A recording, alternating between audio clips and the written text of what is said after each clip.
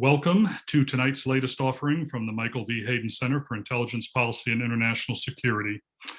I'm welcoming you tonight on behalf of Mark Roselle, Dean of the Schar School of Policy and Government at George Mason University, which is our home, and where we just last week celebrated the graduation of our students. Mark cannot be with us tonight as he's halfway around the world teaching as we speak. He sends his greetings to everyone. The Hayden Center is part of a larger emphasis in international security at the Schar School, where, amongst other things, we have a master's program in international security that's been ranked in the top 10 for the past 5 years in US News and World Report. This program includes professors who are both professional scholars, but also practitioners of the art. Among those practitioners are General Hayden, a former director of both the Central Intelligence Agency and National Security Agency, and who's been associated with the school for nearly 13 years. Also among that group is David Priess, our moderator for tonight, who teaches courses in the presidency and national security, as well as intelligence analysis. So what is the Hayden Center? For those not familiar with us, we are an entity that's been around for about 5 years, and we consider our mission is to put a spotlight on intelligence and the role it plays in supporting policymakers. We sometimes stray a bit from that topic, as we're doing tonight, when we believe we've got an issue that's important to national security. We do this largely through events like tonight's, featuring prominent experts on panel discussions. We began doing them all live and in person. In the pandemic, we've been virtual, but we're really looking forward to perhaps this summer or this fall starting back live and in person. If you want to know about our events first, join our mailing list. Go to the website, haydencenter.gmu.edu. And over on the right-hand side of the screen, you'll find a box, put your email address, enter, and you'll be able to get a notice of our events first. General Hayden is in the audience tonight, but is not going to be participating as a speaking member of the panel. He sends his greetings to everybody and thanks you all for coming. Our event tonight is being live streamed on YouTube, and it's being recorded. It's going to be put on Hayden Center social media accounts. We are going to have time for questions from you. So if you've got questions in your head already, or as they generate as the discussion proceeds, please go ahead and use the Q&A tool of Zoom. Don't use the chat tool to ask us questions, because we're going to monitor the Q&A tool. Keep your questions brief and in the form of a question. If you'd like to let us know who you are, please do. If you've got an affiliation you'd like to mention, please do. But if you want to remain anonymous, there is a box to say, make me anonymous. Check that box and we will not divulge your identity. So tonight's event is an important one to General Mike Hayden and to the Hayden Center. Since the inception of the Hayden Center back in 2017, General Hayden has emphasized the worldwide assault on liberal democracy at a number of our events. He's written on the topic, including his last book, The Assault on Intelligence. At some of our events, well, in fact, at our very first event, we examined the attack on truth-telling institutions, intelligence, the law, medicine, academia, science. We've subsequently looked at threats to election security, as well as, most recently, the rise of domestic violent extremism here in this country and its impact on national security. Tonight, we bring together a panel of experts to take stock of the dangers to our democracy, but also to look at ways in which we can shore up those institutions and values. In our panel tonight is Yashca Mounk. He's a leading expert on this crisis of liberal democracy and the rise of populism. He's the author of 4 books. I believe the most recent is The Great Experiment: Why Diverse Democracies Fall Apart and How They Can Endure. He is an associate professor at the School of Advanced International Studies at Johns Hopkins University, contributing editor at The Atlantic. He's the founder and editor-in-chief of Persuasion, an online magazine that I recommend to all of you, and host of the Good Fight podcast. We also have with us tonight Rachel Brown. She's an expert on counteracting hate and dangerous speech, on preventing violence, and on civic engagement. She's the founding and executive director of Over Zero, which is a project of the Hopewell Fund that leverages insights from research and practice to understand the relationship between communication and violence, and then use this knowledge to build an active peace. The group aims to prevent and reduce violence that targets groups based on identity, and that could be identity based on race, gender, politics, ethnicity, etc. She is also an author of a book called Diffusing Hate, a strategic guide to counteract dangerous speech. She founded an organization known, and I'm probably not going to pronounce this right, so Rachel, if I get it wrong, you can correct me later. Sisi Ni Amari Kenya, which was a Kenyan NGO that pioneered new strategies to build local capacity for peace building and civic engagement. And back in 2014, she served as a fellow at the U.S. Holocaust Memorial Museum's Simon Skjodt Center for the Prevention of Genocide. We also have with us Ken Powley. He is the CEO of Team Democracy, which is a grassroots nonprofit group that he co-founded with Chris Newland, his politically opposite brother-in-law. Team Democracy is a bipartisan group that's dedicated to the shared commitment of all Americans to defend and strengthen the most essential cornerstones of our democracy. Ken actually retired recently to lead this effort after 46 years at the helm of a whitewater rafting company. His partner in crime here, Chris Newland, also retired after 40 years in the tech industry to help lead this effort. Now, Truth in Lending, Ken's daughter, is General Hayden's daughter-in-law, and General Hayden serves as board chairman for Team Democracy, and he'll be able to tell you a lot more about the exciting efforts they've got underway. Our moderator tonight, as has been on many occasions, is David Priess. He's the publisher and chief operating officer of Lawfare, the online and podcast source of national security information and insight. He's the co-host of Lawfare's Chatter, a new podcast that he co-hosts with Shane Harris of the Washington Post. And he serves as a senior fellow here at the Hayden Center and a visiting professor at the Schar School. So with that, I will turn the event over to David, and I'll see you all at the conclusion. Thanks. Thank you very much, Larry, for the introduction and for framing this event. I'm going to do a little bit of additional framing because this is a bit far afield, at least it seems so, from our usual events on foreign policy, intelligence, and national security strictly defined. But that's because national security, as we've learned in recent years, perhaps has been too narrowly defined in the past. National security, in its widest conception, means defending the country. And that doesn't just mean from missiles. That doesn't just mean from terrorist attacks. That means from threats to the fabric of the country itself. And in the United States, as many of you in the audience know because you've been there, military and civilian officials alike inside national security agencies and departments swear or affirm to support and defend the Constitution of the United States, which is the founding document of representative democracy in America. So we can't talk about national security and the institutions that help preserve it without talking about threats to democracy itself. So this event is titled Democracy in Danger, and that's going to be what we talk about in this conversation for at least part of our time together. But we don't want to be pessimistic. We want to talk about democracy being in danger because that gives us the impetus for action. That gives us the motivation to do something about it, either at the institutional level, for those of us who are involved in various groups and entities, but also at the personal level. What can I do other than lament the dangers to democracy? How can I actually take action to help prevent democratic decline? And we have the ideal group to talk about both of those because our distinguished guests here tonight have both identified some of the issues that plague modern diverse democracies, but all three have done remarkable things to try to cure some of the ills of democracy, to try to bridge the gaps between us when it comes to democratic decline. So let's start the conversation, unfortunately, on the negative side. And Yashca, I'm actually going to pull from your most recent book, The Great Experiment, to do so.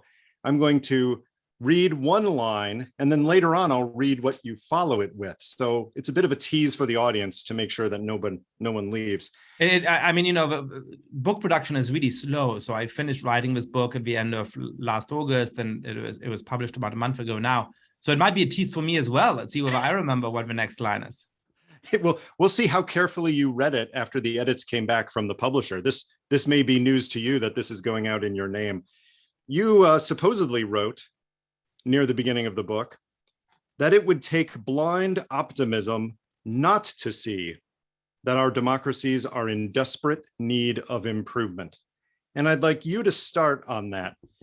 What specific aspects of Western democracies, liberal democracies in general, and of course, American democracy in particular, do you think are in the most danger? What are the biggest troubles you're seeing right now? So one trouble is the one that's been alluded to already in the introductions, and which I've been writing about for a good number of years, which is the rise of authoritarian populists who do not care about the most fundamental rules of liberal democracy, of our constitutional republics, and who therefore are putting in danger the very survival of our political institutions. I started to warn about this before it was cool in 2014 and 2015, but I think we've learned over the course of the last years just what that means in concrete terms. It remains remarkable to me that the United States has now had an election in which the outgoing president did not recognize the legitimacy of the outcome and tried as best he could to subvert the peaceful transfer of power. And we're headed towards an election in 2024 in which we might end up in a genuine constitutional crisis because it is at least possible that some governors and secretaries of state will look at the popular vote in their state. And if Democrats win on that, they will go with whatever spurious claims are made about voter fraud to send a slate of Republican electors to the Electoral College anyway. And it's really not clear what happens next. So this is a very, very concerning development. So that's one thing to be pessimistic about. And another thing to be clear about is that democracies are deeply shaped by their histories, and that in particular American democracy is of course shaped by the centuries of racial and other forms of exclusion that have, among other things, characterized the country. And that this continues to lead to a number of important injustices and forms of discrimination that persist today. I don't know how long you want me to go on, but the third thing is just that what we're actually trying to do in the United States at the moment, and that's really at the core of a book that I've just published of The Great Experiment, is something really historically novel. And that is that a lot of democracies like the United States were founded when they were already quite diverse, but one group held significant power and others were excluded in extreme ways. Other democracies like Germany, where I grew up, was very homogeneous at the moment of its founding, in part because of the grave injustices of the first half of the 20th century, of the Holocaust and the expulsions and other things. And as a result, we really don't have much of a historical precedent for building deeply ethnically and religiously diverse democracies that actually treat all of their citizens, or try to treat most of their citizens, as true equals. And in my book, I chronicle the various reasons why that is a very hard undertaking, why it's actually really, really difficult to do that. Yeah, I mean, we don't have historical cases of large, diverse democracies working out well. We just don't have them. So we can't look to history and be optimistic. And in fact, it may be worse than that, because as you note in your writings, democratic institutions can do as much to exacerbate as to alleviate the challenge of diversity. Talk through that a little bit about how democratic institutions, the very things most of us are trying to fortify and bolster, how, if done incorrectly, that very fortification and bolstering can undermine the cause of diverse democracy. Yeah, so this debate in America tends to be very American focused, and there's some good reasons for that. America is in many ways a unique country with a unique history, and it still continues to be deeply shaped by its particular history. And so it's understandable that Americans tend to look at their own country and its history to understand the challenge of building diverse democracies today. But I think you can learn a lot by looking at other diverse democracies, and in fact, other diverse societies in the world today and in history. And I do that in the first part of my book. And what I find is these three big challenges in building diverse societies. So the first is that human beings just have this deep instinct to form groups, to treat the members of those groups very well, sometimes with astonishing forms of courage and altruism, but also quite quickly and quite easily to discriminate against anybody who is not a member of those groups. And this is something that crops up in one form or another in virtually any context. So I have a great luck of teaching at Johns Hopkins, which is an incredibly diverse campus now. And my students think of themselves as the most tolerant people in the world, and in some ways, perhaps they are. But when I have them debate whether or not a hot dog is a sandwich for 10 minutes, and then have them play some simple allocation games against each other, it turns out that the kids who argued that a hot dog is a sandwich discriminate against those who think that a hot dog is not a sandwich, and vice versa. So this instinct to form groups and to discriminate against the out group is really malleable. That's the first big challenge. The second big challenge is that there are some situations in which the seemingly arbitrary difference become deeply politicized. If you think of the fight between the Guelphs and the Ghibellines, for example, it's really hard to understand because in retrospect, it just doesn't seem obvious what the fight was really about. But most of the time, the worst crimes of humanity, the worst crimes in history, are motivated by a fight between groups along the lines of some form of ascriptive identity, of religion, of ethnicity, of race, sometimes of language or culture or nation. That is what motivates many of the wars and civil wars and forms of ethnic cleansing and genocide. And so in a society that is increasingly ethnically and religiously diverse, that is one of the dangers that we have to avert. And then the third difficulty is one, David, that you pointed out, which is that as a deep believer in democracy, I want to say, well, the solution to all of this is obvious. It's democratic institutions and elections and letting the majority rule and appealing to each other over arguments, and that's what's going to solve it. And I think if you build democratic institutions very carefully, they can, in fact, help. But there's also one way in which they can very easily do damage. And that's that in a monarchy, and it's striking that some of the most celebrated diverse societies in the history of the world were, in fact, in multinational empires, from Baghdad in the 9th century to Vienna in the 19th century. And that's in part because in a monarchy, you don't have any power, David, and I don't have any power. We both have to trust the monarch. And so if you have more kids, or there's more people coming into the society that look like you, or that are part of your ethnic or religious or whatever it may be group, it doesn't actually change my standing because I still don't have any power. I didn't have any power before. And as long as I continue to trust the monarch, it's all good. A democracy is always a search for majorities.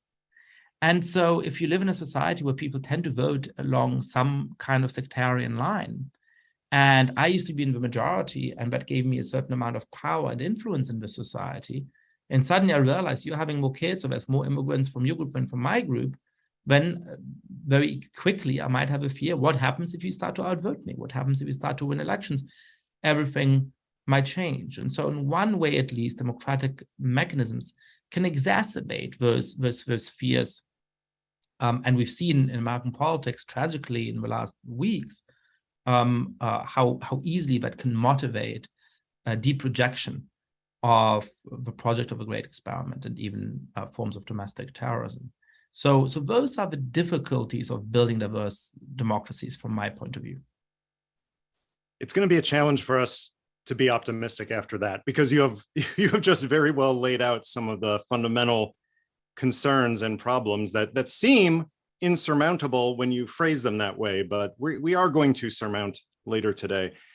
Rachel, let me turn to you. When I first met you several years ago, I distinctly remember talking to you about the work you were doing and being very depressed very quickly, because you study some of the worst political violence and group-based hatreds.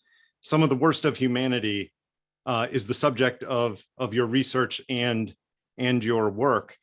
I want you to describe some of the dangers to democracy that you see from those intergroup dynamics, from the cycles of hatred and violence that come from them. Let's define that problem and how it affects prospects for democracy. Thanks, David.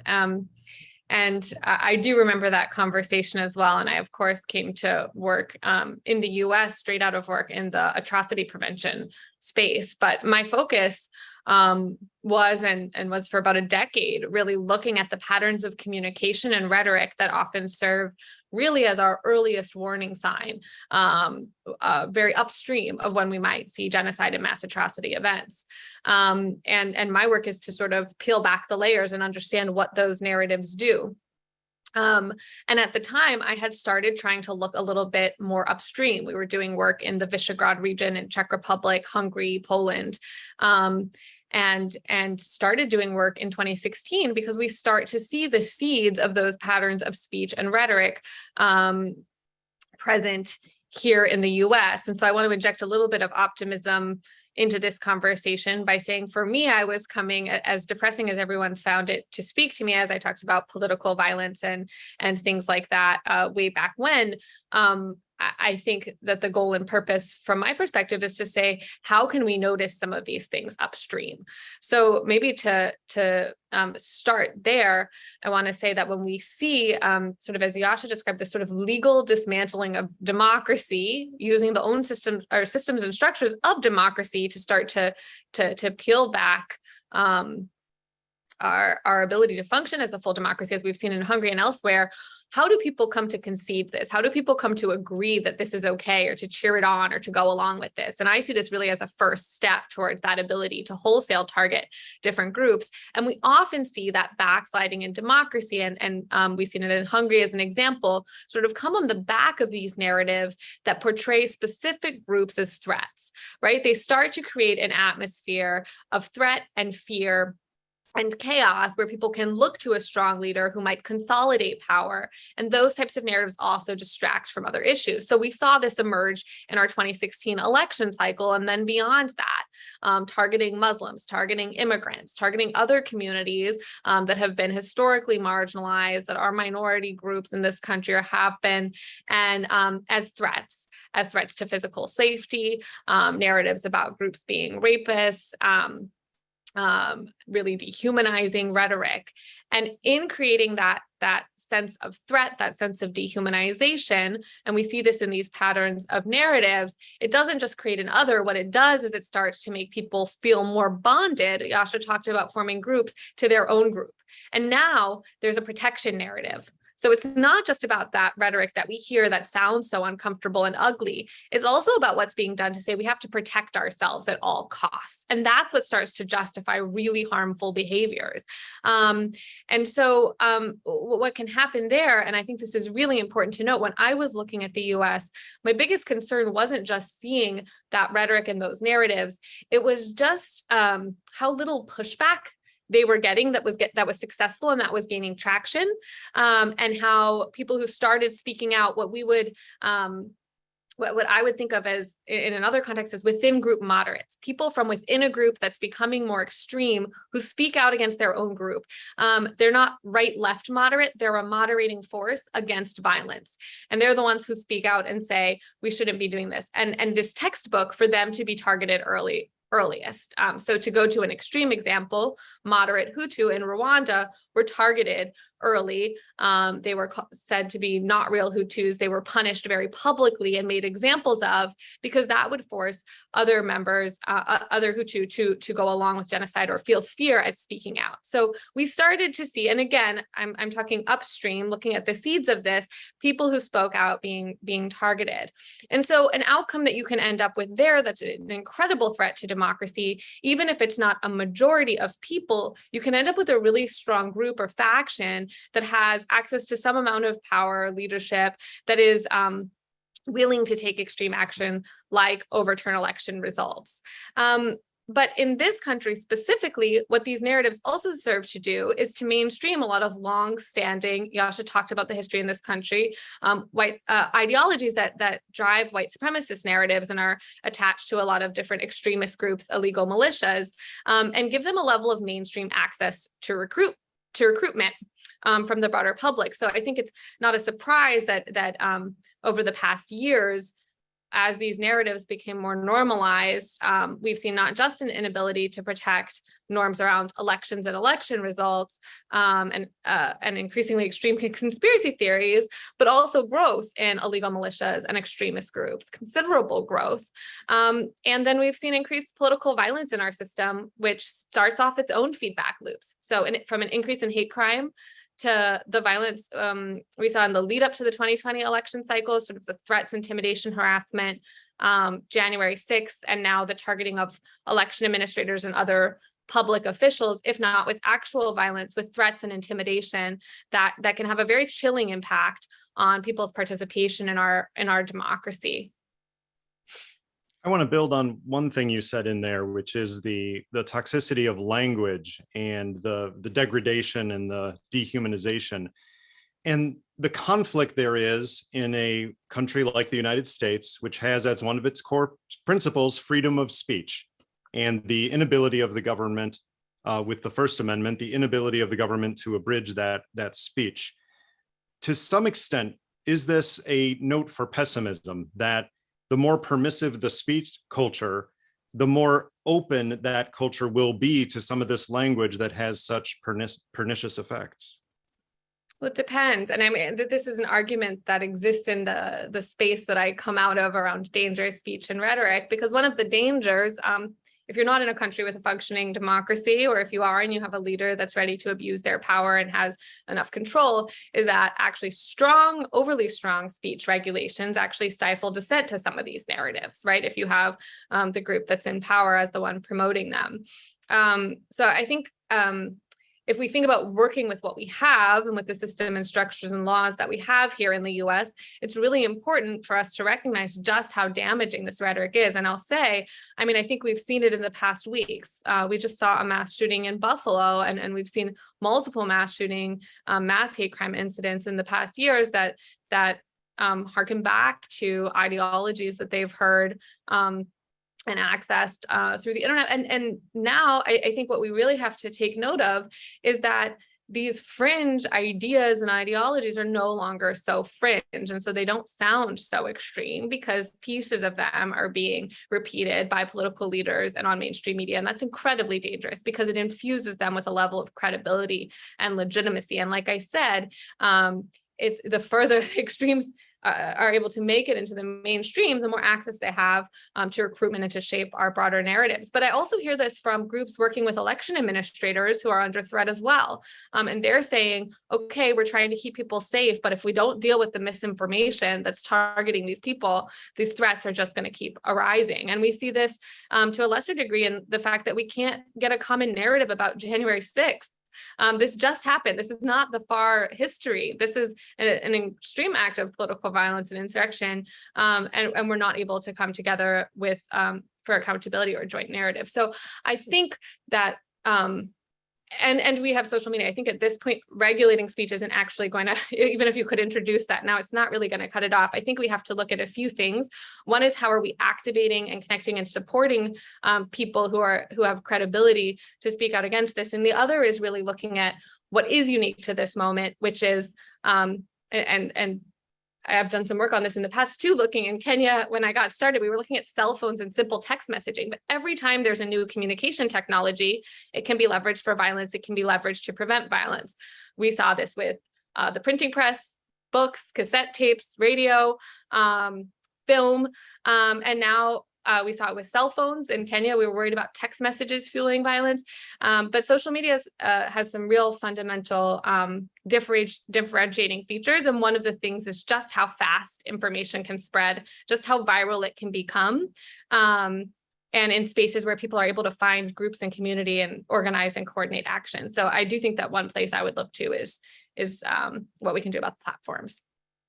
Well, I have to say, we're making our second goal harder by achieving our first goal so well, because now I'm depressed. Ken, make me more depressed. From your vantage point, working with team democracy and focusing so much on the election structure and processes and norms, tell us about what you're seeing that has you so worried enough that you're now devoting so much of your time and energy to the good programs that we'll talk about later. What's the downside that you're seeing now that you want to address? The downside for me was very clear on January 6th. I come from the private sector. I paid no attention to politics. I voted occasionally. I was the guy who took democracy for granted from day one until my 72nd year. And I was in my kitchen watching over my shoulder as the events of that day unfolded. And, you know, we all have times when we have a moment of real clarity about something. And I looked at what I was watching and I said, our our democracy, I'm watching it slip through our fingers. I'm actually watching it happen here at home. I've read about it in dozens of other countries. I'm seeing it play out in real time in my own country. And the solution to this probably isn't going to be found in the halls of Congress, because that's more politically polarized than the general public is. It's probably not going to be found in the social media platforms, because it's the extremism and the polarization is a money machine. It's great for fundraising, it's great for clicks. So as democracy is supposed to, it requires the public, the citizens, the voters to remain engaged, to have a voice, and to be heard. And so, I looked in the mirror that night, and that was me. This guy who had no interest in any of these issues or any of these causes. And I said, well, if it's supposed to start from the public and from the voters, that's me. And then I started a conversation with some family members, which led to the formation of Team Democracy. The real challenge of polarization, to Yashca's point, the worst atrocities in the world are probably related to religious polarization or racial polarization. And we're lucky in a way that our differences are primarily political, not racial or religious. It is far more acceptable, unbelievably, it's far more acceptable for parents to accept from their kids an interracial marriage than a marriage to a person of the other political party. That's depressing, but it's also a cause for hope, because I think racially based and religiously based differences and polarization are really hard to unwind. I mean, when you can tell which way a person leans by his last name or the color of his skin, that's hard to get away from. The reality is we are more likely today than 10 years ago for people of color to vote on the left and on the right, or Christians to vote on the left or on the right, or Caucasians, left or right. So I think that is actually a factor that we can be a little bit optimistic about. Mm-hmm. But polarization by its nature, to pull back from polarization, the psychological literature says we need to find, the competing tribes need to find what they call a superordinate identity, a common value that we can embrace and that's more important than the things we disagree on. In our case, we're saying most Americans, left or right, agree with the core tenets of the election pledge, which is Team Democracy's signature initiative. The election pledge says, essentially, I believe in elections that are both secure and broadly accessible to eligible voters, and I promise to act in support of the peaceful transfer of power when the election is over, no matter who wins. If you look at all the underpinnings of American democracy or any democracy, there are a lot of important foundations to keep democracy healthy and resilient, but those two, we would argue, are absolutely critical. And if you lose either one of those, it's kind of game over. Democracy does not survive if you accept political violence to overthrow an election, or if you just don't have elections that are credible, secure, or inclusive. So our cause for hope in this, to an extent, is that very robust organizations like Braver Angels and Listen First Coalition and Living Room Conversations, they have a long history of bringing people from opposite ends of the political spectrum together, average citizens, having conversations, 1-on-1, 3-on-3, 6-on-6, sometimes moderated, sometimes not. But the interesting result is that at the end of those conversations, all the participants go away saying, wow, we had a lot more in common than I thought we did. In fact, we have more in common than we disagree on. And so, Braver Angels is now taking this program to Congress and sitting down with members of both sides of the aisle and having the same result. They tell stories, they get to know each other. We have a lot more in common than we disagree on. And fortunately, one of the things we have in common is the vast majority of Americans want a more collaborative, more effective governance. The vast majority want elections that are secure. I have friends on the left and on the right who agree, yes, elections should be secure, and who also agree that more eligible voters participating is healthy for democracy. We don't really fundamentally disagree on that. It's been politicized, and if you listen to Washington, you would think we're all in disagreement. But I think the vast majority of Americans are tired of the rancor, tired of the division, and the fact that it's not racially based for the most part, or religiously based for the most part, allows us a path forward that we can see getting from where we are to a more positive narrative in the political sector. Okay. And there you've previewed some of our optimism, and I want to build on that so we don't focus too much on the negative. And I will bring up the other half of your framing, Yashca, when you talked about the blind optimism that would be absolutely necessary to see that our democracies do not need dramatic improvement. You also talk about the blinding cynicism that one would need to have to believe that we're incapable of building on the great progress that we have made over time on some of the most difficult issues as a society. And I'd like to build on one metaphor that you use in your book to talk about a way that we can actually come together despite all of the problems that we've just highlighted here. You talk about the difficulties with the framing of the melting pot of a diverse democracy, and the difficulties of the framing of a salad bowl for a diverse democracy, that both of those build in some elements that are fundamentally challenging, if not destructive, to a functioning long-term democracy. And instead, you like the image of a public park. And I'm hoping you can describe that and then break it down into the elements of what we do to make that image reality in a diverse democracy. Yeah, great.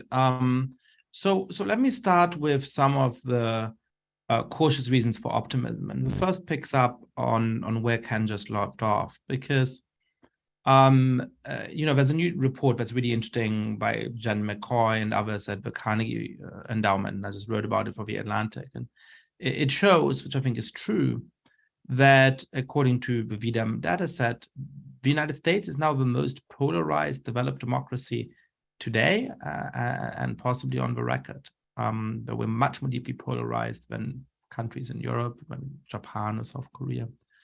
And that gels with my experience, and it's something that I'm really worried about. And the other worrying piece of news about that report is that actually there's not that many countries that make it out of depolarization, not without a civil war or something else, but then serves as a fulcrum for kind of reform. But I do also have a little skepticism about some of the data in that report. And it's precisely because it's very difficult to compare polarization in different kinds of countries. And the data set that the authors use is based on asking experts whether people often don't treat each other well because of politics. But that means something very, very different in a tribal society. Rachel, you spend a lot of time in Kenya, you'll be able to tell me if I'm misinterpreting this, but in tribal society like Kenya, for example, or very different in a deeply religiously divided society in which somebody's first name usually gives away whether they're Catholic or Protestant in Northern Ireland, or whether they're Sunni Shia or Maronite Christian in a place like Lebanon.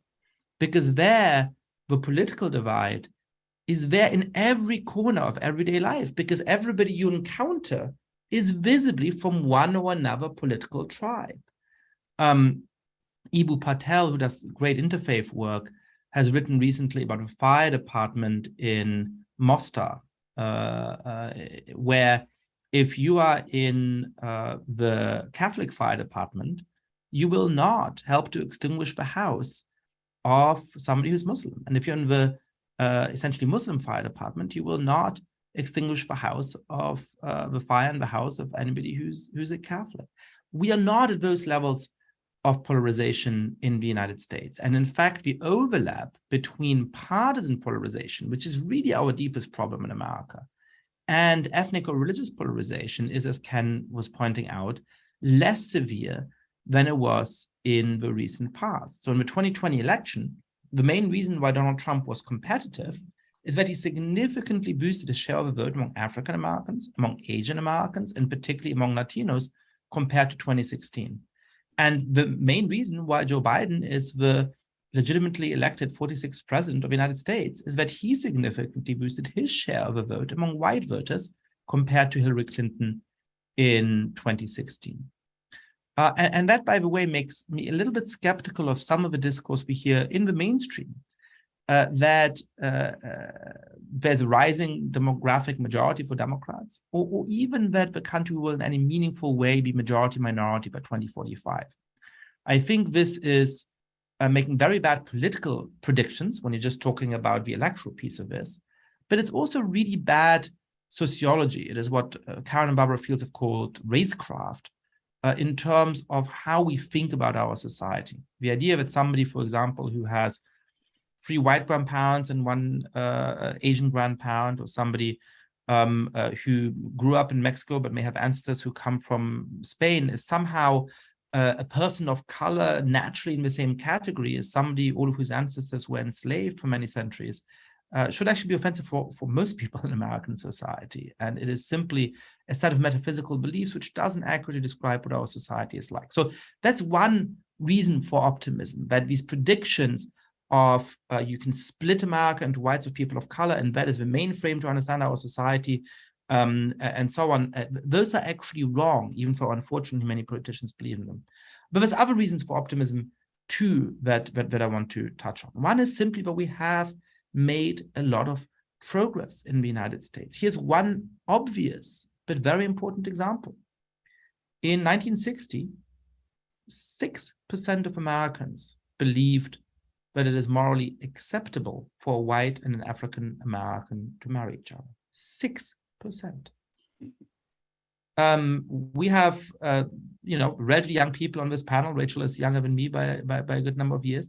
Within the lifetime of all of us on this panel, a majority of Americans believed that it is morally impermissible for whites and African Americans to marry. This was still true in the early 1990s. Today, the number of people who think that that is morally wrong is down to 6%. It's gone from 6% who thought it was acceptable to 6% who think that it is unacceptable. And we know that this is not just something that people tell pollsters, but a real change in how we behave, because the number of interracial babies has gone up in the course of a couple of decades, of 3 or 4 decades, from about 1 in 33 to 1 in 7, and is continuing to increase. So this is the most fundamental level at which many Americans have chosen to intertwine their lives. And that, I think, is one good sign about our society. Let me pause you there for a moment, because one challenge I get when I use a website like Our World in Data, which I think you're familiar with, and others that point out on almost every scale of human life, the great progress that has been made, especially in the democracies of the world. And you can list them. There are dozens or hundreds of different categories, definitive life improvements for all groups, not just the most advantaged. But every time you say that, there's the yeah, but problem, where somebody will say, yeah, but there is still this extreme injustice. Yeah, but we still have these horrific shootings we've just seen. Yeah, but the progress is uneven. And it becomes very hard to say, be optimistic because we've made so much progress over the long term when the daily headlines are so pessimistic. So what's your counter to that? How do you get the fortitude to keep preaching the optimism when it's so easy to latch onto the headlines and go down the dark road? Well, let me give you a couple of ways of thinking about this. The first is that it can sound dismissive of the experience of those who are less fortunate. And in the American context, people will often claim that it is dismissive of the experience of ethnic minorities. Now, I want to recognize very clearly that we are a deeply flawed society, as every society in the history of the world has been, and that particularly on questions of race, we have a lot of very serious work to do. But actually, it's worth listening to the experiences of minority groups themselves. And the people who often speak for these groups on television or at elite gatherings don't always have the pulse on the opinion of their own communities, in part because they're selected, to be spokespeople, not always by members of their own group. Now, when you look at how African Americans feel, for example, they're very angry about police violence. They're very angry about many real problems we have in our society. But it turns out that they are more optimistic about the state and the future of America than white Americans. They are more likely to think that their children will do better than them. They are more likely to believe in the American dream. They are more likely to believe that there's something special about the United States. And by the way, nowadays, when you ask African Americans how they feel about white Americans, there's a kind of somewhat weird social science question that is pretty standard called the feeling thermometer. Generally speaking, how do you feel about somebody from this group? It turns out that most African Americans have very positive feelings about whites. And when you ask white liberals and progressive how they feel about whites, which is to say, at least their parents and their siblings and probably a lot of other people in their lives, they have less positive opinions about them than African Americans do. So I think the first is to say that beware of how we talk about this topic, because often we presume to speak for people and we should actually let them speak for themselves. The second thing that I want to say is that for me, the question of optimism or pessimism on this depends a lot on the context and the framework. And so I think a lot of people start with a naive optimism and then quickly become fatalistic. So they start by saying, look, diversity should be our strength and it should be easy to build diverse democracies. And how hard is it not to be a bigot? And how hard is it not to hate your neighbor or be a racist? And I mean, I understand why it's tempting to think like that. I feel that at some level. But then they say, well, look at all the problems we have. Look at the yes, but. Look at all the things that make that but powerful. Look at the problems we do have in our society. And so how can we be optimistic? How can we think we can build a better future if we're failing at this easy task? So that's why the movement argumentatively that I have in my book is the exact inverse of that. It starts by describing why the project of building diverse democracies is so difficult and hard, and why so many societies in the history of the world have failed at it, why so many societies in the world today fail at it very, very badly. But that, I think, then allows us to say, yes, there are deep problems in our society, and we have to fight against them. But you know what? By the standards of how difficult the task is, we're actually doing relatively well. And by the standards of our own history, we're doing better. Because anybody who refuses to see the ways in which America is more just today than it was 100 or 50 years ago is actually really being disrespectful to the much more extreme forms of injustice that our compatriots have suffered relatively recently. And that can justify what I like to think of as a hard-won optimism, an optimism that isn't naive, either about the injustices of the past or the difficulties of our project, or indeed about the lingering forms of discrimination that many of our fellow citizens suffer today. But all of that is compatible with also recognizing that undoubtedly we have made significant progress in the last decades, and that helps to explain to us how we can make further progress in the next decades. Namely, by continuing to live up more fully to our principles and building the vision of a society that most people would actually be excited to live in. And briefly, how does your idea of the public park for a diverse democracy reflect that and actually put that into action? So I have a set of principles and ideas and metaphors and practical policy suggestions in my new book, In the Great Experiment, for what to do, and this is just one of them. But it's an important one, I think, because we need a vision of what our society might come to look like. And so for a long time, we had the melting pot, which, as you say, asks people too much to give up their groupishness, too much to give up their cultural particularities and so on. It essentially expects all Americans to become sort of identical to each other in cultural terms. And that, I think, is a mistake. One of the beauties of America is that people continue to be true to the cultures of their ancestors in some important ways. Then for a very long time, there's this fashionable countermodel, especially in the academy, but also outside of universities, which might be the salad bowl of a mosaic. And that, I think, is worrying because it gives up too much of a need for connective tissue. It essentially says America is great because it's a group of groups or an association of associations. What really defines us is membership in these groups.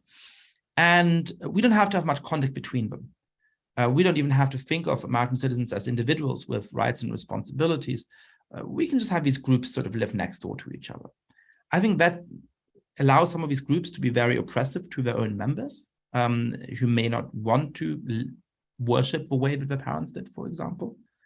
It also raises the risk of deeply fragmented societies like Lebanon, in which people really don't have the ability to sustain functioning institutions because they don't have any form of shared identity. And so I think of the right model as something like a public park. Why? Because all of us, after this conversation is over, can say, let's enjoy the beautiful weather and continue this conversation and go and sit there together and keep discussing this, and we're not interested in talking to anybody else. Or we might go and hang out there and perhaps have a little flask or something and start chatting with people who are sitting around and make new connections with people who are unlike us in some kind of important way. And either of those is a legitimate choice in a public park. You can do either. But stepping back and looking at the park from the outside, you can also recognize that there's something nicer, something more vibrant, something more attractive about a park, in which at least some of the people in it make the choice to build these new connections, to come to encounter each other. And that, I think, is true of society as a whole as well. It's perfectly great and wonderful for some people to say, the culture of my ancestors is really important to me. I just want to be friends and spend my life with people who are from that same kind of group. Or I'm very devout and I want to mostly stay within my religious community for most of my life. Perfectly acceptable choice. Wonderful that some Americans make that choice. But we also need some people who build those new connections, who forge new connections, who strike out and encounter their fellow citizens, even if they come from different walks of life. That's fair. And I appreciate that, the idea of rejecting the extreme of forcing citizens in a diverse democracy to give up their culture and all of the manifestations of it, but likewise, not forcing them to be subject to authoritarianism within their own community, because we are so unwilling to force them to give up any aspect of culture. So thank you. Rachel, I want to build on some of your optimism here, because through Over Zero, you've been doing work for several years now on ways to reset social norms that reject violence and conspiracism and demeaning language, and among many other things. So talk about a few of those programs and a few of the actual practical methods you can use to undo some of that damage you talked about earlier. Yeah.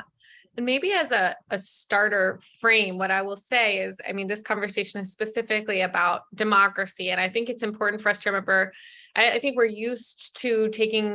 many of us are used to taking democracy for granted as something that just happens, right? Our systems just work. Our institutions are strong. I heard that phrase a lot when trying to raise some early alarms.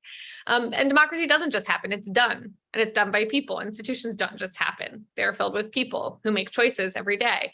And in that same way, I think it's really important that when we talk about some of the threats and dangers to democracy, these aren't things that are just happening. They're things that are being done, and they're being done strategically and intentionally in many ways for different end goals with different actors. And it's the same with violence, right? I think it's easy to think this is something that's happening to us. You even see this in how violence is discussed, right? Violence erupted. It's like it's a natural disaster. It doesn't erupt. Violence is done. And I think that this is really important, because I think one of the things that is a danger at a moment like this is that we forget we have agency and we have choice. And it's not just, will this thing happen or will that thing happen? It's with our eyes very open to the risks and the dangers that we face, but also what does exist that can be regenerated, rebuilt, made stronger. We have choice, and it will, whether we go down one path or the other, is going to be dependent on the choices we make. And this is really important, I think, to our work at Over Zero. One of the things we really know is that at moments like these, like I said earlier, really bad things happen. You don't need a strong majority to destroy a democracy. You don't need a majority. And I come again out of the genocide and atrocity prevention space. You don't need a majority of people to actively promote or participate, but you do need people to go silent. You do need people to say, I'm going to turn the other way, or this is too hard to engage with. This is not my problem, or I'm just going to go along with things. You don't need a majority of people to support or drive it. And so it's not just I always would say, like, the actions of a few that matter. It's the silence or complicity or disengagement and apathy of many. And so I think with Over Zero, this is one of the things that we've really tried to push back on by providing frameworks for risk analysis and for action, by helping support really field-wide efforts and working with everyone from philanthropy to community organizations to help think about how they can use their voices. We're a relatively small organization, and our goal is to see how can we support the people that we see across the country and sitting from all different leaders in all different positions, formal and informal, who have people that look to them for what to do, and it really matters what path they choose to take because it inspires or changes the incentives for others. So we work with leaders, like I said, we work with interfaith networks. We work with intra-faith networks from people who share a faith and want to connect with their peers and figure out what can we do within our faith community. We work with business leaders. We work with veterans groups, civic organizations, groups that focus on polarizations specifically, or on building welcoming communities, election protection groups that are, working on the front lines of elections and with some of these election administrators that are being targeted. And for each of them, we look at, what their needs are, what they're coming to us to ask for, how are they dealing with direct threats versus how can they publicly communicate and use their platforms, what types of interventions can they design. And what we work to do is connect them to different tools and resources that help them think about how to take action that can be really effective, how to build some of these unifying identities or leverage the identities that they already hold and can engage with their local town or community, their profession, et cetera, to really, like I said, set norms, set expectations, create an alternative path for people who maybe feel like they have to choose within a partisan framework between one party or another, or disengage, right? Giving people other avenues for action, but making sure that the leaders that we work with also span the political spectrum, because I think one of the problems is when it's a challenge when support for democracy becomes seen as partisan, or when targeting of groups become partisan issue. And it's not true. It's not a majority of people. It's not a majority of people from either political party that believe this. So we really want to address the silence. And we really want to have a really clear-eyed understanding that you don't need a majority of people to pose a major threat to democracy. And so, yeah, I mean, the last thing I'll say is that we also try and connect people with each other. It's really hard to act alone. So I think that one of the first steps, one of the things we work to facilitate, is for people to connect with their peers, and then for people across those groups that I mentioned to be able to connect with each other. Because what we also see is that people are best able to push back on these threats when they're able to do so with sort of a critical mass of others together. So we see ourselves as part of a bigger field of organizations and group working on these issues. So I would say that to me is cause for optimism. But I would also say we don't really get to be passive observers of our democracy at this point and sort of hope for the best. I think we each need to look at where we sit and what we can do with the platforms and tools and reach that we have. That's such an important point, because Yashca has laid out basically the theory of the case that, yes, we can have a diverse democracy despite the challenges we face, but it takes action, and people sitting and watching the danger doesn't take that theory and put it into practice. You need people who are willing to take action. And in your case, not being silent when you see some of these norms degrading. Ken, you have a different form of action, and you previewed it a bit earlier when you talked about the Safe and Fair Elections Pledge. And I want to highlight one part of this and ask you to speak to this. As on your website at Team Democracy, when you're asking for people to take the Safe and Fair Elections Pledge, you're not just looking for candidates to affirm that they will uphold the results of an election that is free and fair. You also look to organizations and to citizens to take this pledge. Talk through this choice that you made to do that, and why that is so important to you, that it is not just some candidates at the state, local, and national level, but it is also a wider array of organizations and individuals who are taking part. Yeah, it's Rachel just nailed it. And everything she said about engagement and about reaching critical mass and getting people not to feel like they're acting alone, but part of a movement is our vision for team democracy. Sure, we would love for all elected representatives to sign this, but democracy starts with the public. And we don't need, as Rachel said, we don't need we don't need hundreds of millions of people to sign this, but we do need enough to sign it and recognize it as being the first step in a process where they sign it, they recruit friends and family and colleagues to sign it, and then each of them reaches out to their candidate and says, hey, this is important to me. I hope it's important to you. If you haven't signed it, please do. If you want my support, if you have already signed it, thank you so much. We're glad you're on Team Democracy. We want to create a safe space. If you look under this pledge, it's really this common ground mechanism where people from the left and the right can come together and say, hey, we really agree on something that's fundamentally important to America. And we kind of took our inspiration on this from the Cox-Peterson race in 2020 in Utah. I don't know if you've seen their one from the left, one from the right. They did a combined campaign ad. This was in the middle of the most rancorous, ugly campaign season any of us can remember. They stood in front of the camera and they said to their voters, we disagree on just about everything. We don't agree on healthcare, taxes, the wall, abortion, guns, nothing. But we do agree on this. We agree on the sanctity of elections. We agree on the peaceful transfer of power, and we promise to support each other and work for the good of all Utahns, no matter who wins. It was so profound. It was so beautiful. This was a local Utah race. It went viral all over the country. Our local station here in Pennsylvania played it for a week, and news commentators teared up as they talked about it. It was so remarkable. And when you talk about optimism, cause for optimism, that tells me there's an enormous appetite for positive messaging in the media and in the public. People tuned in for that. It was all over social media. So we look at the election pledge as really something that they verbally signed a year before it was ever drafted. And we see it as a mechanism that can create those kinds of very positive messaging in states all around the country.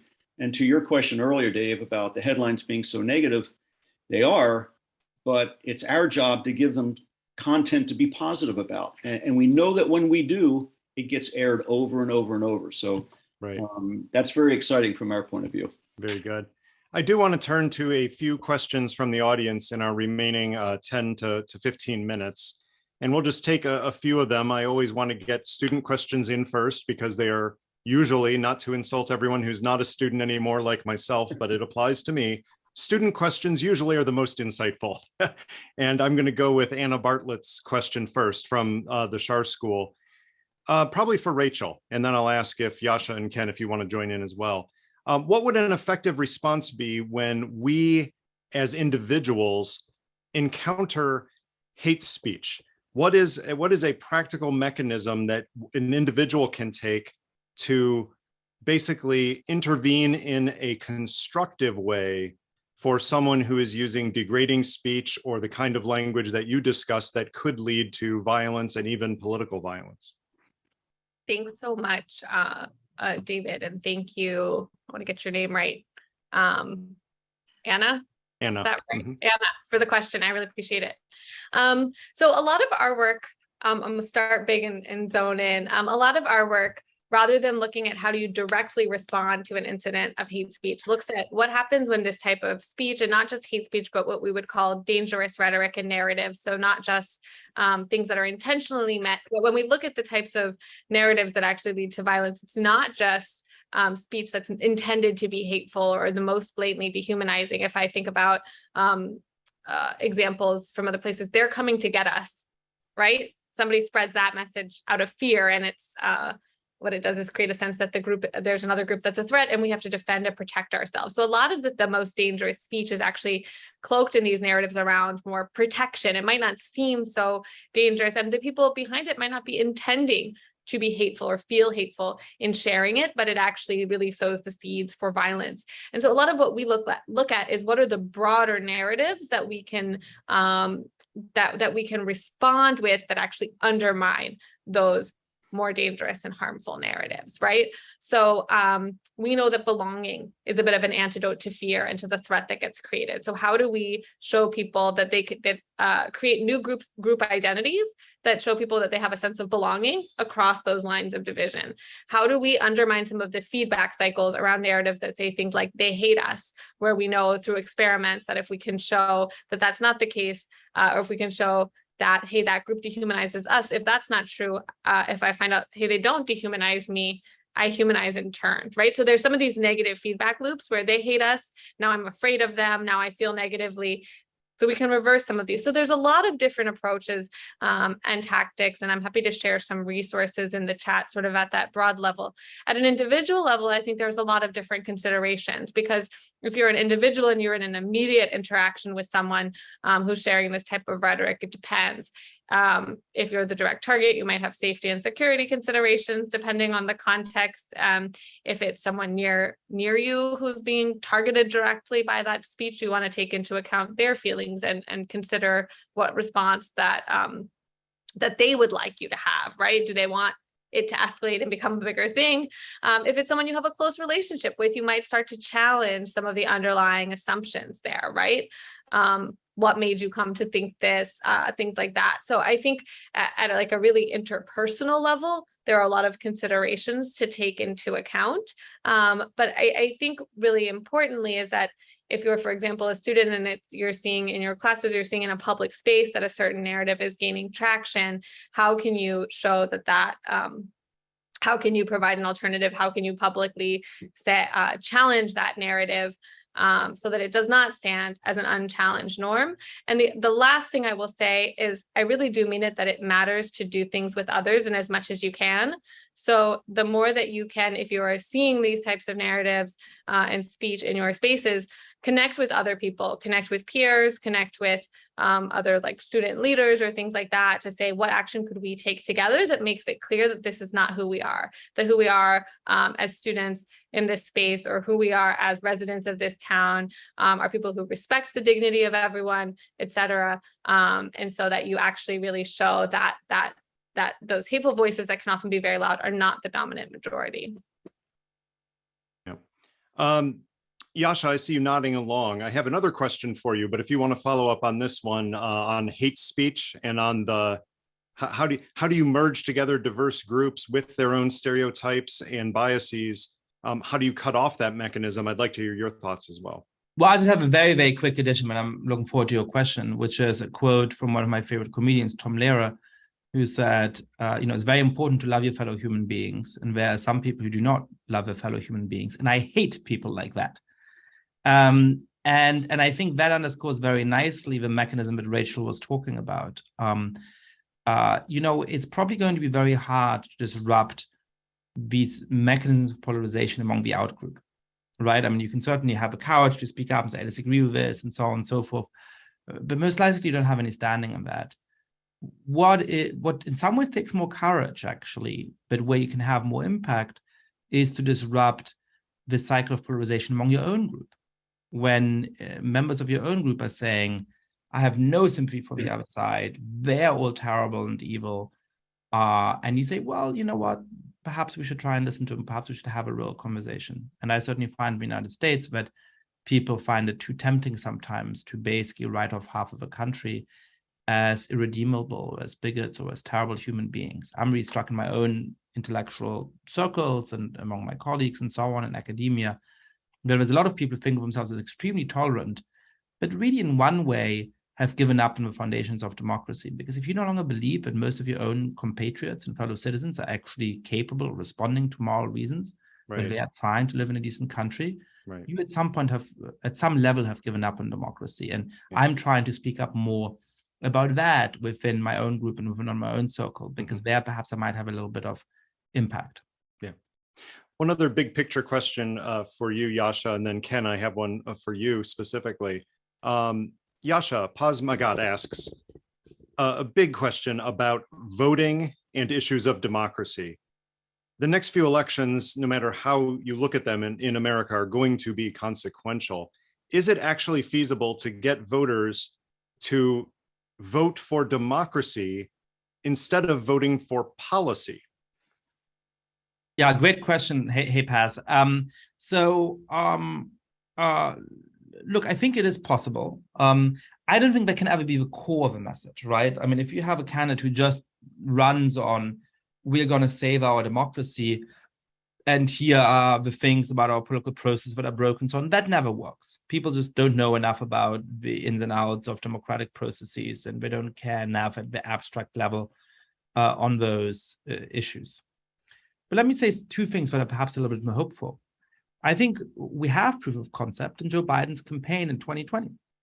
I think the reason why Joe Biden won, and the reason why he did better in the primaries than his rivals, and why he managed to beat Donald Trump when I think many of his primary rivals might not have done, is that he spoke to the capacity for moral reasoning of most Americans and said, look at the country over the last 4 years. Is that the country you want to live in? Do you want this nastiness? Do you want this kind of hatred? Do you want this kind of self-servingness? He spoke about democracy, sometimes explicitly, but in many ways implicitly, by standing for decency and an attempt to lower the political temperature, to actually have respect for each other. And actually voters really, really took to that, much more than political journalists and political scientists predicted. Because they shared his basic analysis of what was going on. And so I think that is a good example of how to do this. It's not saying, hey, there's these technical election laws that we have to fix. That's a little bit hard for people to get, but it's talking about the state of our country. And one more thing around that is, you know, I'm going to put on a more partisan hat for a second and give electoral rights to Democrats. So, Donald Trump and much of a wing of the party he represents are way outside the American cultural mainstream. Most Americans do not like them.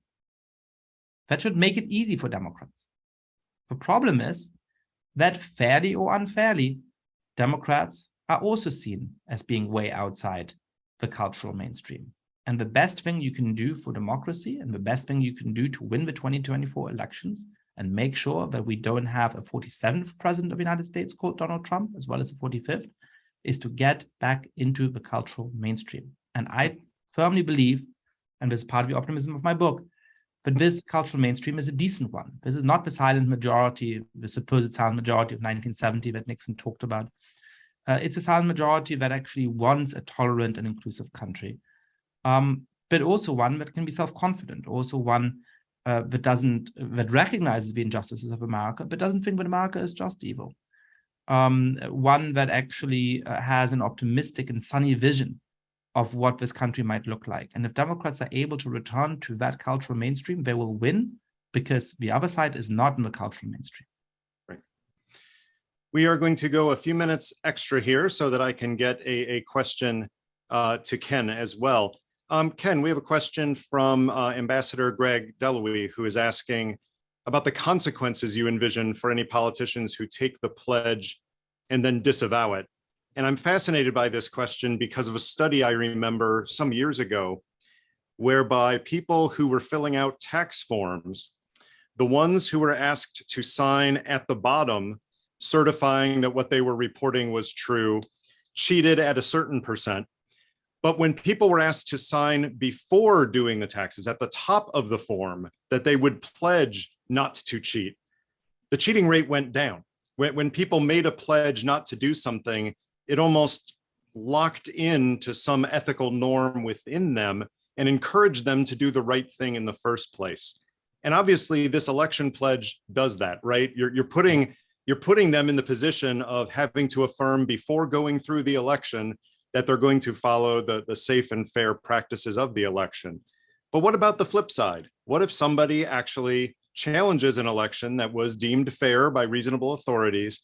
Do you have in mind some kind of a public stigma, or what other consequence? That's a wonderful question. You're absolutely right that pledges do move the needle. Behaviors are impacted in a positive way. And we have no illusions about the fact that there will be some who will sign the pledge and then ignore it. That's going to happen. We are not in the business of issuing red cards or trying to embarrass anybody. We're really coming at this with a completely positive message that, hey, here's something we really do fundamentally agree on. Let's just stand up together and say that we do, and make that be part of the political narrative. If somebody signs it and then for some reason grossly violates it, that's going to play out in his local district. And I'm sure that that person will be asked by his constituents or by donors or by the media and have to answer that question probably more than once. That's not our job. Our job is to lay the idea in front of everybody and welcome everybody under the tent who's happy to sign it, and realize it's an imperfect world. And some people will fall short of the mark. Yeah. Thank you for that. And I, in turn, will pledge to say thank you to each of you. So thank you, because I think all of you have added something important to the conversation here. And when put together, your different experiences and your different programs for action actually do give me quite a bit of optimism for the future of democracy here. I will encourage everyone watching to check out Yashca's book, but also Persuasion, which is a wonderful forum for discussion and reasonable, respectful debate. I will encourage everyone to check out the organization Over Zero and the great work that Rachel and her folks are doing there, and everybody to check out Team Democracy and the Safe and Fair Election Pledge that Ken has spearheaded. Larry, back to you. Thank you, David, for doing a wonderful job navigating that conversation. Thank you, Yashca. Thank you, Rachel. Thank you, Ken. You guys are doing great work to kind of right the ship, and I appreciate that as a fellow American. So thank you very much for all the work you do. For those interested, if you've not seen in the chat box, I did put links to a number of the organizations and podcasts and online magazines that we discussed, in case you'd like to take a look at those and not have to Google search them yourselves. So take a quick look over there and click on them before we close. Hayden Center, this concludes our academic year's worth of programs. We will pop up again in the summer at some point. We're looking forward to hopefully getting back to live and in-person events this fall, and stay tuned for that. So on behalf of General Hayden, on behalf of Dean Mark Rozelle, thank you all for attending today, and have a great evening and a great Memorial Day weekend. Thank you.